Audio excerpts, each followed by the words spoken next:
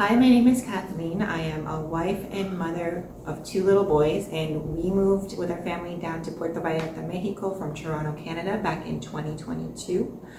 I am working here as a virtual assistant online, and I am one half of the More Life Diaries YouTube channel.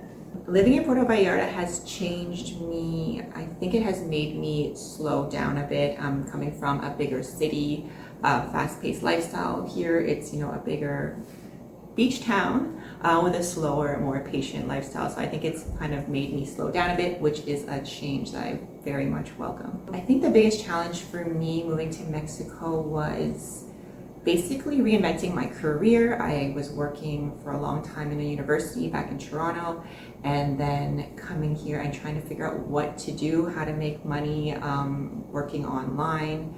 I tried a few different avenues, and I ended up going into providing virtual assistant services online, which was kind of in line with what I was doing at the university when I was an administrative manager. So just taking those skills and applying it to having my own business and finding clients. The biggest challenge in that is finding clients and getting established, but once that happens, it was kind of a smooth transition after that point. And also just, I think I went through a whole thing, and I think a lot of people do this, where they try to completely go one way, and I was like, well, what is something that I can apply quickly to, fast track making money and establishing myself? And that was an exploration of skills and what I could do. Was a bit of a challenge at the beginning. Overall, I think it's pretty easy to meet people in Puerto Vallarta. There's a lot of people coming in that are new, and they are also looking to make friends and build their network. So I think if you want to do that, it's very easy as long as you are putting yourself out there a little bit. For me, I'm kind of a lone wolf type person. I don't really crave that giant social network. So I don't think I've taken advantage of all of the opportunities here to do that, but I definitely think that it is possible to do. One of the biggest challenges in that, though, making friends and that kind of stuff here, I find, is that when you do make a friend or friends, they can often move away. I think that's just the challenge of being a foreigner in a different country, is that you tend to make friends with other foreigners, and if they kind of continue their travels or go back to their home country, you're constantly, I feel like we're constantly saying goodbye to people here. So that would be the biggest challenge for me. What I enjoy most about the lifestyle in Puerto Vallarta, as I mentioned before, it's a bit slower pace, more laid back. I love just being able to, get off work and go to the beach, without a big plan, just, throw a change of clothes and some food in a backpack and head out. That is my ultimate favorite thing. It's just like a dream to me to be able to do that all year round. I also just like the flexibility that the lifestyle gives me here. I make my own hours at work, so I can schedule things the way I want it to happen in order to fit in things. If I wanted to do a gym class or something like that, I could make those arrangements very easily. I stay connected to my personal passions. Basically, I find it, again, it's easier here. It's having that flexibility in your lifestyle is a bit easier here. I'm also very fortunate to have a supportive husband who, if I say, hey, I just need to go out, or I need a break, I need to go to the gym or something, he's more than happy to just, hold down the fort if the kids are home. But again, the flexibility that my work here gives me, as well as the affordability of childcare and other things that allow me to have a bit more time, independent time by myself.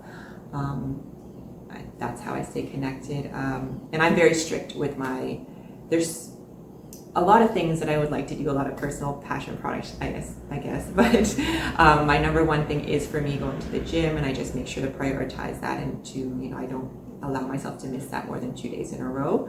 Other things, like I like to bake bread, I like to do some crocheting, some old lady activities. Sometimes, those get lost in the hustle of the day, but overall, I think it's pretty easy. I did not do those things back in Canada. Those were things that I had time to do and explore here. So I think overall, it's allowed me to have more time to try out different activities. Cultural differences that I've experienced here. I mean, honestly, I think with the whole culture shock, my experience in that from traveling throughout my life and living in different countries, I think the culture shock comes from your side and expecting things to be the way that you had them in your own country. And once you've seen like once or twice that what those things are, no matter what other countries you're exploring, you're kind of aware of that, and you're like, okay, like I know that I'm used to things being done super fast and very efficiently because that's how it is in Canada. And I think then you become mentally prepared when you go to any other country that it might not be like that. So coming here, because I've lived in a couple other countries, I was already ready for the things that tend to not be the same in Canada. So the shock wasn't as big for me. And I will say that, yeah, like comparatively to Canada, you know, if you're doing stuff like at immigration and all that paperwork kind of stuff, you need to give yourself a lot of time and patience and grace because it's going to take a while. But also in terms of cultural things, I feel like I grew up in a very similar culture as a lot of the stuff here in Mexico. I grew up in a Catholic household, Filipino, there's a lot of similarities, so I don't think the shock for me was too big. And again, I am a mother and a wife, and I think the culture in our home is always the same culture, no matter where we are. And because I spend so much time in the home, I don't think I've been exposed to certain cultural differences like as you would have if you are a single woman and trying to date here. I imagine that there would be a whole mountain of other differences that you would have to navigate through in those situations, but I haven't experienced that. So as a woman in Mexico, I do overall feel very safe. I've never felt scared.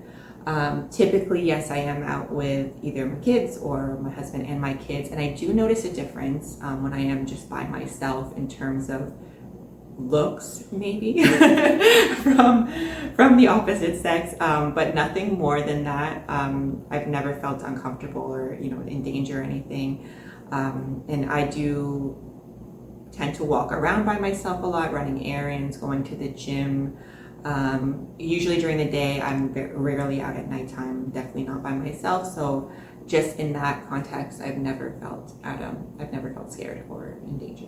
And I was here for an entire month without my husband, just the kids, and again, never felt scared. I really think part of that is the neighborhood we live in is, again, it's not, I think we mentioned it in our dual interview, but it's a local neighborhood. It's not gated, but our neighbors are so great, and they definitely look out for everyone in this neighborhood, including me. If I ever needed help carrying, you know, I got a phone or something, someone was more than happy to help, and they would constantly offer that as well because they knew I was a woman alone here. Managing self-care, always a challenge when you have kids and family. Again, I just for me, my workout is a priority. I make sure to get that in some form, even if it's not going to the gym. And my husband is very helpful with that. And other self-care things, you know what? A lot of the services here are a little bit less expensive, pedicures, manicures, all that kind of stuff. So that makes it easier to go to. And for whatever reason, I feel like there's a nail place on every corner here. So you don't have to go very far to find something. And it is a lot more affordable for sure. But I've never been a big, makeup, lots of skincare stuff kind of person. So my skincare wellness routine is pretty quick outside of working out. A typical day for me is I am part of the 5 a.m. club, whether I like it or not. I wake up early, usually do a little bit of a stretch. I'm trying to get into a meditation habit, but that's work in progress. I make the kids breakfast, make coffee, pack their lunches, get them ready for school, and Mark takes them to school, and then I start my work day typically. My work can be flexible, but I usually prefer to do it during the time that they are away from the house. So I do my work between the hours of 8:30 and 2, and somewhere in there I head off to the gym for a workout. Sometimes I will also just do errands. I run to the market, buy some fruits and vegetables, go to the butcher.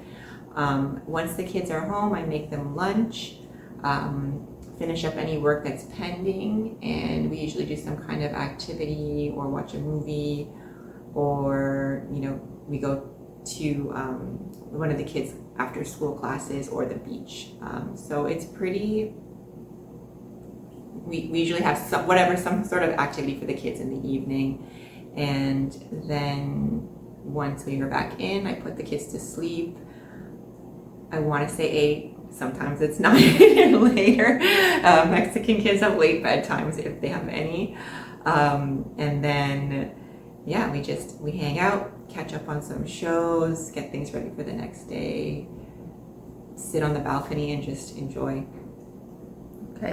And my Spanish, I would say I'm an intermediate, at the intermediate level. I really understand everything.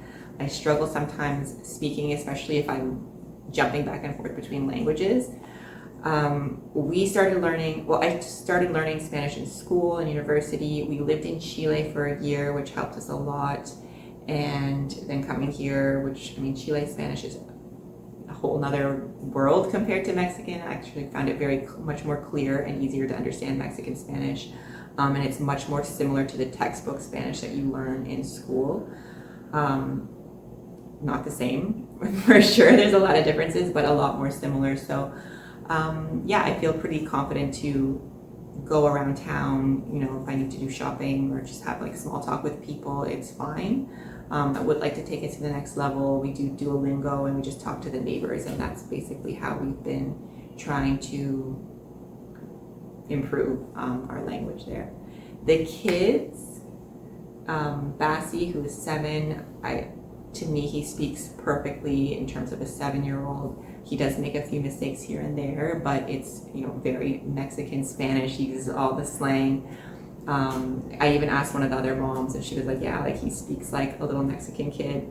And Callie is still just generally learning language, so he's kind of doing a Spanglish thing right now, and it's just kind of unclear in both languages. Start off on Duolingo. It'll give you the basics. Don't worry too much about the grammar or your accent. I think people really focus on that, but just try to get some vocab in and start speaking to people where you can. I think that goes a long way. I think generally, no matter what your second language is, people don't want to seem silly or make a mistake, but that's the way you learn. And if someone laughs at you, so what? But most people will actually just kindly correct you if anything, and they appreciate that you're trying to speak to them. So don't worry about that. You just kind of throw it out the window. I take a lot of lessons from my children in that, especially my oldest. Like, he never hesitated to speak Spanish. He didn't care if he made a mistake, and that's how most kids are, and they learn like sponges, because I think they just don't have that ego holding them back and making them worry about making a mistake. They just go, and it just comes a lot easier that way if you're trying to speak. And then people tend to gently correct you, and I've seen the little kids do that with him, where they just repeat it back to him in the way it should be. So just practice, focus on vocab, and don't worry if you make a mistake. You will make a mistake, so just do it anyways. Favorite Mexican food, chilaquiles, without a doubt. I love them. I love just trying every different restaurants. Chilaquiles are a form of them.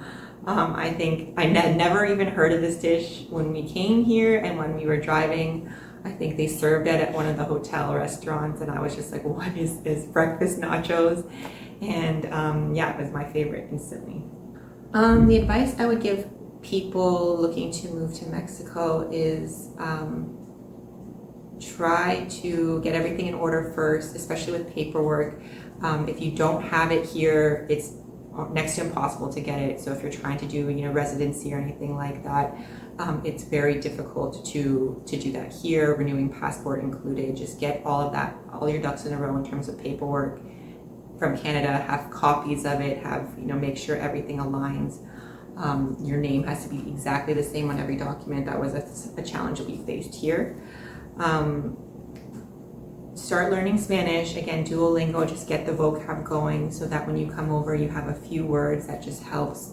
The most basic interactions, ordering a coffee, being able to do that will help get you. We made this mistake of coming here and just winging it. I would never recommend that to anyone. I would say if you don't have a job that allows you to work remotely, figure something out before coming. Look into what you can do, whether that is starting your own business online, and try to get it going, just to see what you can do and just have that extra foot in the door, so that way you have a little bit less stress. Because I think it sounds like such an easy thing to do, like just get an online job, but there's a lot of competition, and it can take some time to start that up. So if you've already had that going in your preparation to move here, it's even better. I'm so happy that we made this move. I know we've said it earlier in the interview, but I think if we didn't make the move, we would always be wondering, what if we moved to Mexico? What if we had done that? Or, we'd be thinking maybe we'll do it next year until, there's no more time to do it. So I'm overall happy. It's come with challenges, but I think those challenges have made us all better people and grown us so much. I can be reached morelifediaries.com. You can find us on Instagram. There's More Life Diaries on Instagram, as well as my own, it's the Kath Cham on Instagram. And yeah, I think we'll have our Airbnb linked below as well. And that's it.